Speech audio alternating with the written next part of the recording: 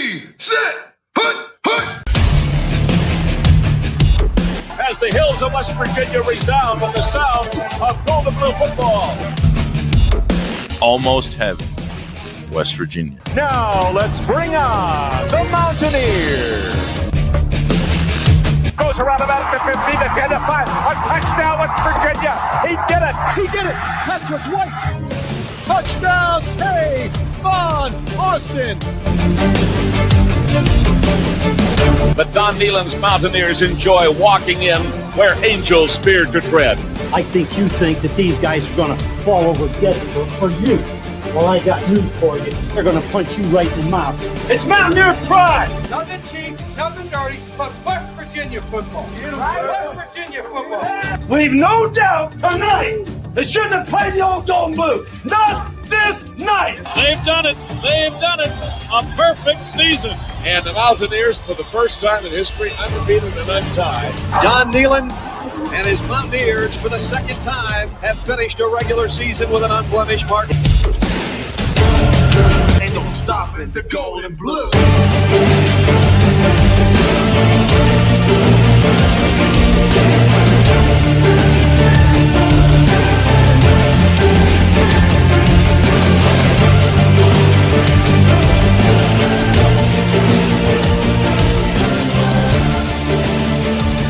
It is a great night to be a Mountaineer wherever you may be.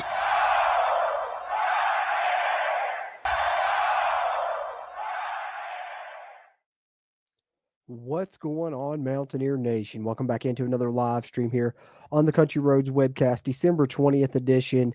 And yes, of course, the main topic at hand, another transfer portal update. As another day passes, we've had a trio of Mountaineers into the portal, and perhaps our most surprising entry yet. We'll lead off with the transfer portal update momentarily, but we got plenty of other things that I want to touch on as well, some pieces of news. So it'll be a decent little stream here, jam-packed with bits of news.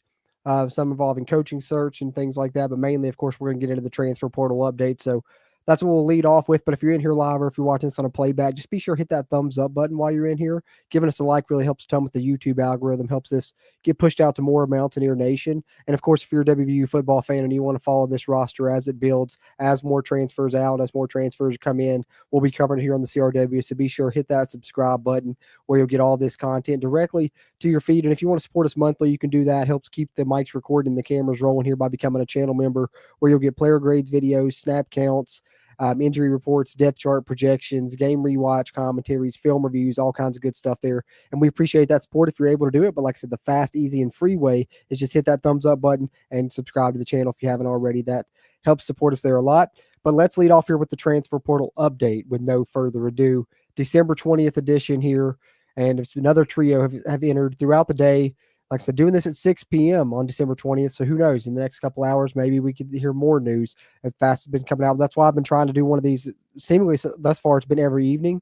We'll see how long that lasts. But, you know, as many as there are, I'll try and update them at the end of every evening, if need be, as has been the case for the past, 3 consecutive days now, I believe.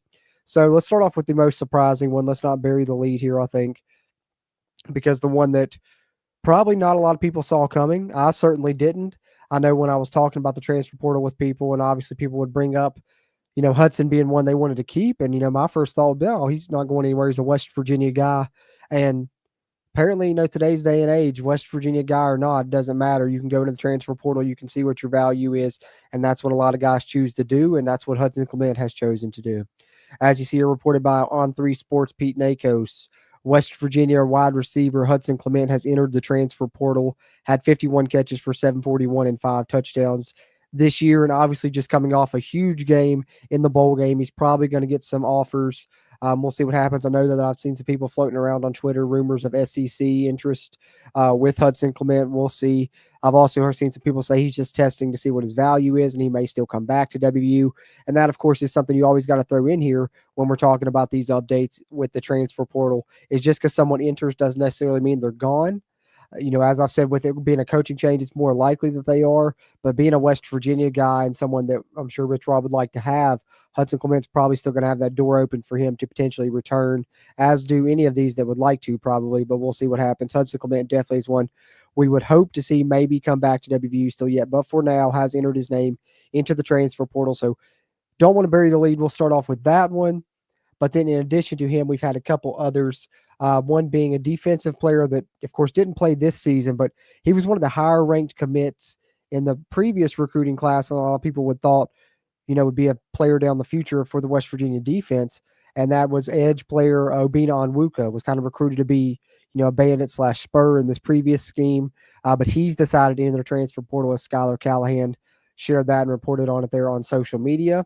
So that was number 2. And then the trio here, which really, you're down to not a lot of guys you're going to be returning on defense at all, as also you now have Jaheim Joseph sharing on social media today that he will be entering the transfer portal as well, as you see him announcing it there on X earlier today for his final year of eligibility. He'll be entering the portal again after he comes over from Northwestern for one season. And when you're looking at guys you want to potentially maybe keep on defense, I think for me, I was looking at like Josiah Trotter, I was looking at Trey Lathan, I was looking at Reed Carrico, and I was looking at like a Jaheim Joseph maybe. And Jaheim Joseph was borderline. And so now Jaheim Joseph's out. The other 2 linebackers are out. So now it's like, okay, hopefully Reed Carrico stays. Regardless, it's going to be almost all new starters on defense for West Virginia. And I know what you're thinking. That's probably not a bad thing with how our defense performed. And I get it. 100% I get it. I just hope that we go out and grab some really good pieces in the portal. And I have faith that Coach Rodriguez will do that once he has the opportunity to do so. But let's see where things stand currently now after those. Like I said, no transfers in yet, but I do have some news on players that West Virginia is targeting in the portal. As some news about visits and such has started to be shared on social media, I can share that with you guys. But let's update where we are as far as the transfers out here on our December 20th transfer portal update. Obviously, decent little list here as it's grown over the past few days since the bowl game, as we expected it to, right? But today we've added the 3 entries that we just talked about there: Obina Onwuka, Jaheim Joseph, and Hudson Clement. So they joined C.J. Donaldson, Day Farmer, Johnny Williams, Thomas Remack, Aiden Garnes, Trey Lathan, Sullivan Weedman, Ryder Burton, Jalen Anderson, Josiah Trotter, who's already committed to Missouri, T.J. Crandall, Will Dixon, Josiah Jackson, and Raleigh Collins as the current transfers out for West Virginia. So that's where it sits here as far as our December 20th transfer portal update is concerned here on the CRW. But as far as players West Virginia is targeting in the portal, we do have some news on some of those, and then we'll talk a little bit about some coaching staff news as well. With these guys.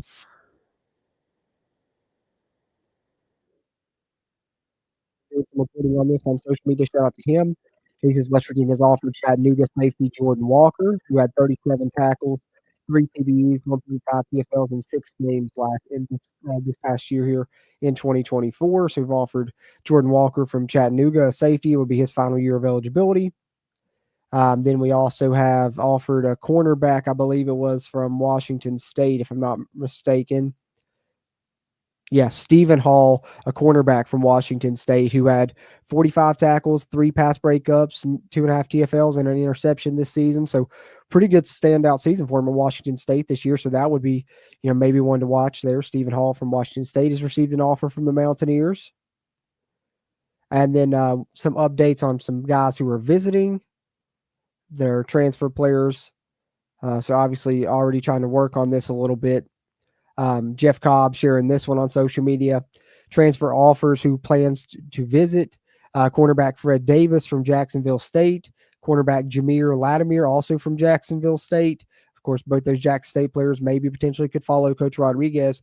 And then recently, tight end Carson Kent from Kennesaw State as well, planning to visit. And I've got a little bit of information on all 3 of those, courtesy of the Huddy Tuddy account there on X as well, which I think he's going to rebrand that now. With Hudson Clement entering the portal, he's working on rebranding it. As you can see, he's now the Wolf of Wall Street, Wolf of High Street. I said Wolf of Wall Street. I do love that movie though. But Wolf of High Street, and he's at Huddy Tuddy 3. But visiting, we also have a cornerback from South Alabama, Jordy Scruggs, 81 overall grade on PFF on 660 some snaps. Only allowed 61% completion on 46 targets, 5 pass breakups. He was a slot type corner there. So Jordy Scruggs from South Alabama is going to be visiting WVU. Obviously, we need to add a ton of players in the secondary after losing, the majority of ours, which not necessarily a bad thing after how bad they performed, right? But we will be having a lot of those guys come in on visits. Another one will be Fred Davis, who was a name you just saw listed in that tweet from Mr. Cobb there as well. But Fred Davis visiting WVU, reported here by the Wolf High Street on X. 77 overall grade in 2024, only allowed 442 receiving yards in the season, a top 100 player out of high school. Also was at Clemson before going to Jax State. It'd be his final year of eligibility there for Fred Davis, who will be visiting WVU. And then the last one that I want to report on visiting here is one that I just mentioned as well from the Jeff Cobb tweet, and that is the tight end Carson Kent from Kennesaw State, who this year had 18 catches, 217 yards, and 3 touchdowns. Of course, Kennesaw State, a run-heavy team, which wouldn't be a bad fit for him at West Virginia, obviously, in Coach Rod's offense if he has experience blocking in that type of scheme, but also has shown ability as a pass catcher, 3 TDs and 18 catches.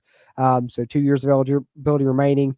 Would be a good pickup. Obviously, we're losing Cole Taylor. Still have some good tight ends, but maybe add another one in the mix would not be a bad deal to pick up Carson Kent, who will be visiting as well. So there's your transfer portal update. Some guys that obviously have decided to transfer out. The biggest surprise yet being Hudson Clement, but there are some guys we're also after in the portal currently. And then, of course, there's maybe some Jacksonville State guys we're going after also. We'll see what happens with that. But I'm going to take a swig of my water. I'm going to hit up on your comments here in chat. Appreciate everybody that's in here live. And then I got a couple other little pieces of news and notes I want to catch up on here in this live stream to wrap up things before we close up shop here in this stream. I'm going to pick my wife up from work, so can't be with you guys too long tonight, but did want to get with you guys for another transfer portal update after I saw the trio of entries, particularly the surprising one of Hudson Clement. But let me take a swig of my water and then we'll keep going with this stream, guys.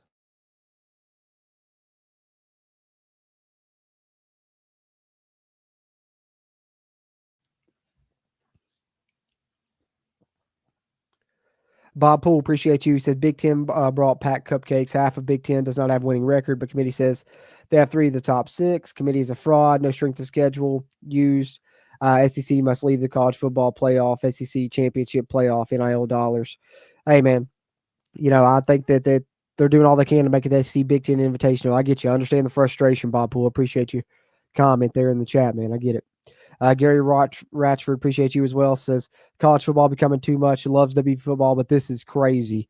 Yeah, I know. I mean, it is. It's different day and age for sure than what, we're used to and grew up the game we knew up growing and loving. That's indeed 100% true, man. But I think the good part of it, if I'm trying to find the silver lining, is at least Coach Rodriguez has shown to be better at bringing in talent and evaluating guys and finding guys to fit his scheme and winning games with those players more so than the previous staff that we had here. So I'm not as concerned or worried about it because of that. You saw last year at Jax State, and that's one thing that Ren Baker talked about when he was talking about when he decided on Rich Rod to be the hire was when you're at a group of 5 in this transfer portal era, as Rich Rod was there for 3 years, even FCS for 1 year, all of your good players at that level are really going to get picked off at the end of the year by Power 5 teams, by bigger schools, and they're going to try and move up.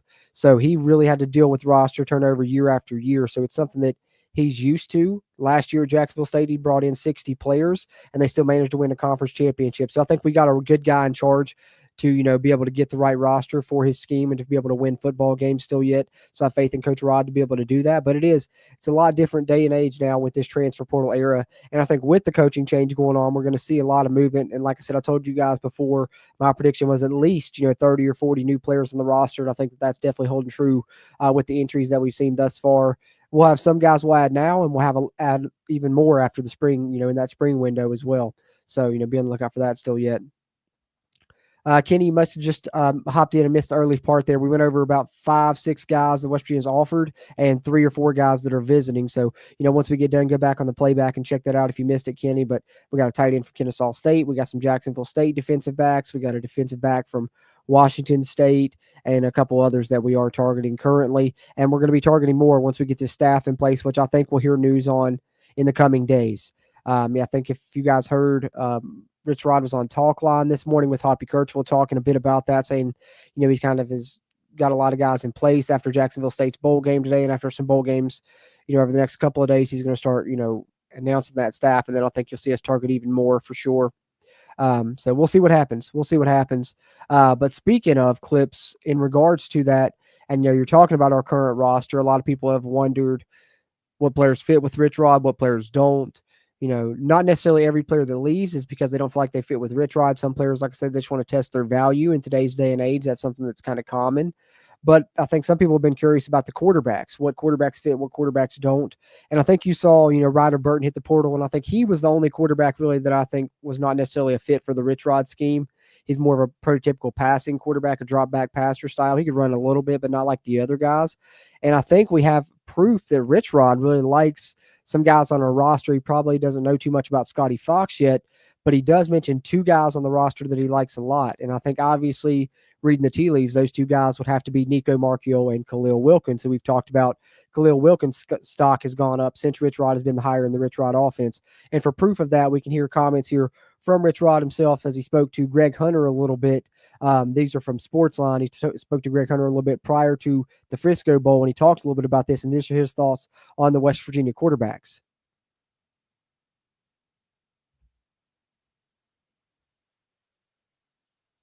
Quarterback obviously is a special need in your system. I mean, everybody has a need for what they're trying to run. I think we got a couple here. I think we have some quarterbacks here that will fit our system very well. I feel probably for depth or competition, we'll probably still look at some guys. But a little bit I've seen and a little bit I know about our quarterback situation. Obviously, Garrett's had a great career, but I think the other quarterbacks here will fit what we do. And finally. So there you hear it from his mouth himself there, that he likes a couple quarterbacks on the roster, feels like they really will fit what they do. And you got to think that he's talking about Nico and Khalil Wilkins. You also have Scotty Fox coming in, who I think is a good runner as well. He's obviously going to be a true freshman, though, so he probably won't get into the mix of the competition necessarily. And you don't really want to just have two guys, a redshirt freshman, and then one more experienced guy, Nico. So that's why you also hear Rich Rod share in the comments there that they want to go out and, get a guy out of the portal as well to bring in and have competition with. I think I saw someone say, Scott McBride say something about the Penn State backup quarterback. I don't know if I've heard any news on that lately. I know a lot of people were talking about that being an option, Bo Prabula. And I know I've seen UCF mentioned, some other programs. So I don't know if West Virginia is going to be in the mix or not. But I've also heard about the guy from Ohio State, Aaron Noland. Apparently he's a potential target that they may bring in from the portal. But, I think either one would be good. Bo Prabula would be pretty cool because I think him and Nico were ranked right beside each other in the recruiting class. I think he was like one spot above Nico, so that would be interesting. But you will see us bring in someone in the portal. If it doesn't happen in this window, you'll see it in the spring. We'll see what they choose to do. But you heard it right there from Rich Rod himself that that's kind of what they want to choose to do for sure. But nonetheless, and Scott McBride says, smart for Hudson. Rich Rod isn't a big passing minded. Yeah, but somebody's going to be the wide receiver one that gets a lot of targets. So, there'll be a couple of guys that get decent targets. I think, he could potentially still, if there's anyone that's entered the portal that I think would have the biggest chance of maybe coming back, it'd probably be Hudson, but we'll see what happens. You also have to be really good blocking on the perimeter in Rich Rod's offense. Not saying Hudson isn't, but this opens up things for Preston Fox, who was excellent at blocking on the perimeter. I think he's going to get some good playing time in the Rich Rod scheme because of that. And then another guy, a local guy, Dom Collins from right here where I'm from in Mercer County, fastest player on the team, a 4.2 guy. Things have really opened up for him now, and I think Rich Rod's going to like him a lot. I would not be surprised to see him used in a similar way that Darius Raynaud was.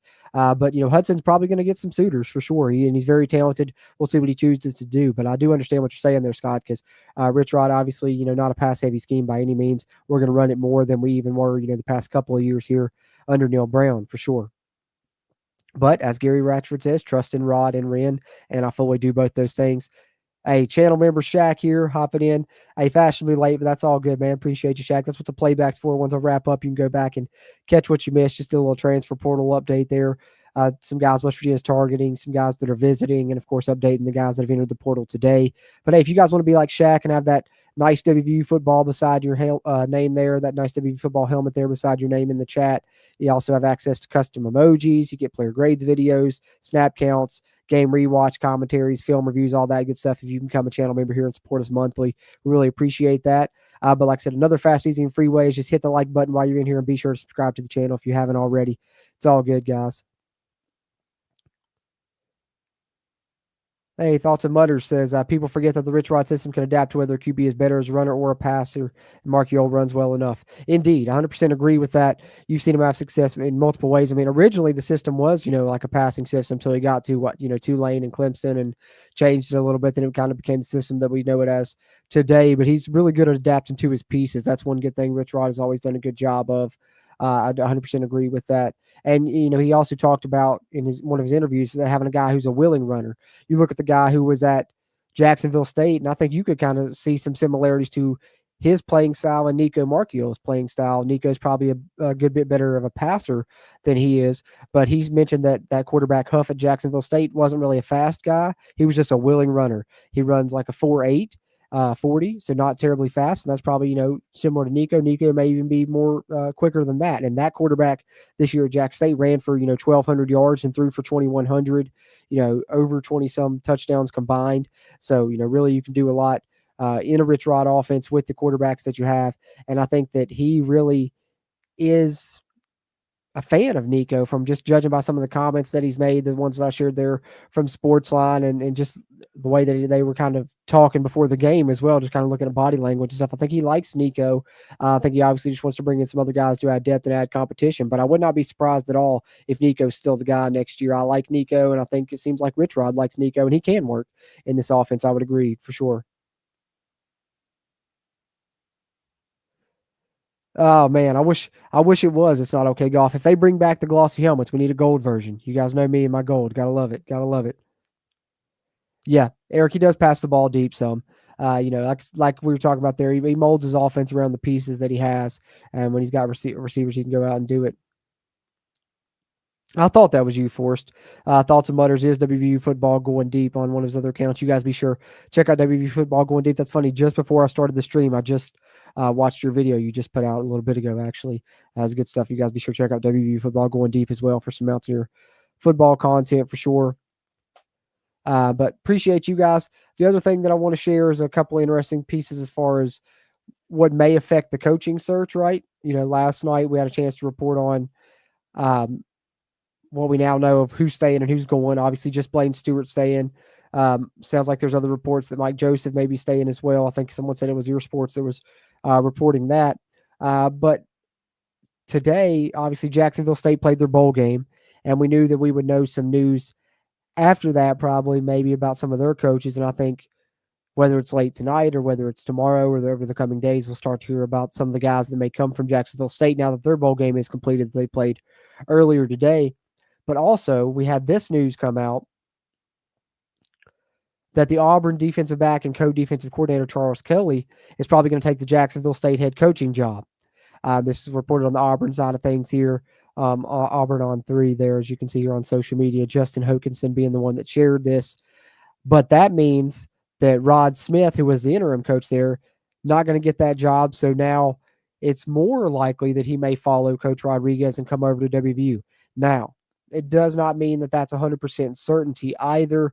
I think that he's going to have other suitors. And the thing is with the other suitors, if you're Rod Smith, is it more intriguing to you to, kind of stick and get the band back together with Coach Rod at WVU, kind of come home to WVU? Or is it more intriguing to go to another job where you could actually call the plays yourself? Because we know Coach Rodriguez is going to call the plays. So it just depends on how he would feel about that. But I think the chances did increase, obviously, with him not getting the job there at Jacksonville State. And that also probably means that Rick Trickett's going to come in some capacity. I know I saw it reported that he may come as even like, you can have the assistants now. He may come as the offensive line assistant, and they may target someone else. I think Garen Justice was the one I saw mentioned. Let me pull that up. I think it was Skylar Callahan over on Sports Illustrated that put up a great article where he was making his predictions for the entire staff, which is where I saw that it could be Garen Justice as the coach there. Here it is. Let me pull this up and share it with you guys. We can talk a little bit about some of the other potential members that could be joining the staff now that Jacksonville State's bowl game is over. Some of this may be more likely to come to fruition. So Skylar Callahan, shout out to him over on WVU Mountaineers on SI, posted this predicting the hires for each hire on the WVU football coaching staff. So this is kind of his thoughts.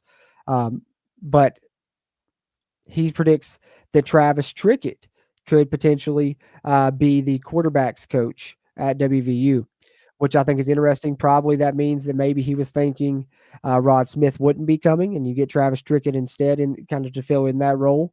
It's potential. He's predicting Rod McDowell, who is the running backs coach at Jacksonville State, to follow Rodriguez to WVU and be the running backs coach here as well.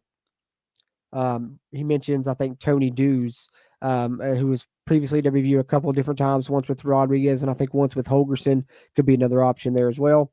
He's predicting Ryan Garrett to come over from Jacksonville State as well and be the wide receivers coach at WVU, although he says there may be several other candidates. We know Blaine Stewart is staying. Didn't say he was necessarily staying as tight ends coach, but Skyler here thinks that he will, which I tend to believe as well. And then here's where he talks a little bit about the offensive line that I was talking about, where he says Garen Justice, who's currently at SMU, I think he's co-OC and offensive line coach there. He's coached a ton of places, including head coach at Concord University down here near where I'm from. But he said he could come over and be the offensive line coach. Rodriguez has a lot of qualified candidates with direct ties to WVU. Ryan Stanchek is one. That's another one that I was thinking of the other day as well, former lineman there in that 07 squad. But Garen Justice may be more likely a little bit higher in the pecking order, so he's given the nod to him. And then, of course, Rick Trickett's one you got to watch as well. That could potentially come over from Jacksonville State and would be involved as the offensive line coach. I think that Skyler here has him as the offensive line assistant, which would also make sense because he still would probably want to be involved, but he's just kind of up in age now, as I think he is 76 years old, guys. So Rick Trickett probably doesn't have too many years left in him. So you could definitely see him coming as an offensive line assistant and maybe bringing in a Garen Justice or Ryan Stanchek as the offensive line coach. I like that line of thinking that Skyler's going with in this article. Wouldn't be surprised to see that play out for sure. And that would be a good tandem, right? Rick Trickett and a guy that played for him as the other coach. And then a defensive coordinator, he's predicting Jeremiah Johnson, who we've talked about in the past here. Been on multiple hot boards. We shared the hot boards from Rivals, talking about him a little bit last night, where they felt like a hire with him was going to be in the near future, potentially. A deal could be being worked out from Louisiana Tech, and they have him predicted to be the defensive coordinator, although there may be a couple of names in play. Skyler does state here. And then he predicts William Green to also come over from Jacksonville State and be the West Virginia defensive line coach. Same goes for Pat Kirkland, who I thought may come over and be linebackers coach at West Virginia, and he has him projected linebackers and special teams coordinator. And then if you do get Jeremiah Johnson, it's believed that Keelan Brookins would come with him from Louisiana Tech, which would be good news for us. He's a really good cornerbacks coach, guys, that we would like to have, especially with how bad our secondary has been. So that would be a good pickup. And then Brandon Napoleon, that's one that I'm hoping to see. And the fact that Skyler's predicting it is maybe a little bit of foreshadowing, because he does work with Eugene Napoleon. So maybe he's got a little bit of insight into this. I don't know, but would love to see Brandon Napoleon come back home to where his dad played, where he played and spent some time. He was also on the top 30 under 30 list. So would be a good safeties coach to have. And that's what Skyler predicts him to do here, is come be the safeties coach. So there's some predictions and a little bit of talk about the coaching staff now. That we know who's taking over at Jacksonville State, and maybe more likely that Rod Smith comes. But if not, there's some other options that I wanted to share with you guys for sure. George Edwards here says the Vaughn kid from Jacksonville State would be a good one to get a receiver. Oh, I'd love to, man. Loved watching him play in the conference championship. I watched a little bit of the bowl game today, and he looked really good in that as well. Hold on, guys. I'm taking a swig of my water. Mouth's still super dry. Still dealing with this cold. I know probably sounding a little bit different or weird lately. If so, apologies. At least I'm not coughing and sniffling like it was bad last night. The later it gets in the day, the worse it gets. So I try to do this one a little bit earlier in the evening.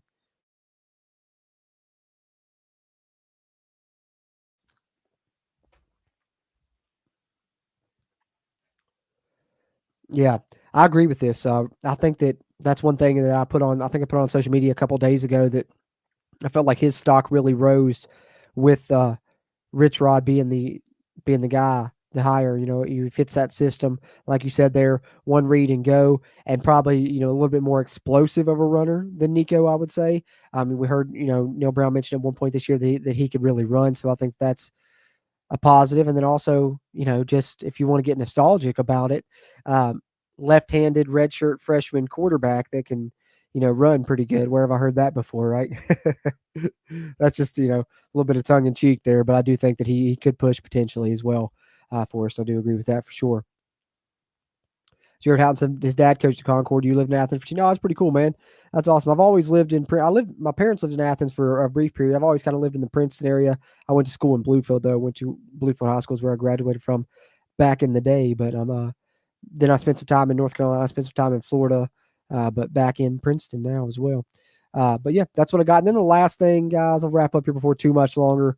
But I did want to share this because this is interesting, guys. Was this a little bit of a shot? I mean, to me, I kind of took it as much. Now, was it meant to be as much of a shot as it was kind of him maybe defending people because he's seen guys putting on social media that players are soft after they decided to hit the portal and such. So maybe that's bothered him a little bit as well. But either way, this is interesting, right? And you saw some of the other West Virginia coaches come out and kind of put out farewell messages. You saw Chad Scott put out big league backs and a picture of him with some of the running backs.